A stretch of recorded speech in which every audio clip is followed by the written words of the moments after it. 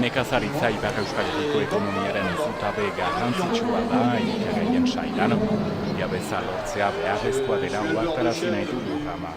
Lurramaren espirituak badu tokia mundu untan, eta nik uste dut importanteena da jakitea ze proposatzen dugun. Ekoizle guztien helburua da ezagutaraztea tokian dugun aberastasuna. Laborantza familiarra ardatz nagusia da eta biharko kontsumitzaileak formatzeko gune zabala etxalde pedagogikoa. Behiak, animaliak eta produktuak. Teknikak ere ikas daitezke hemen. Mosten ari dira. Eta etorkizunean batzuek laborari izan nahi lukete.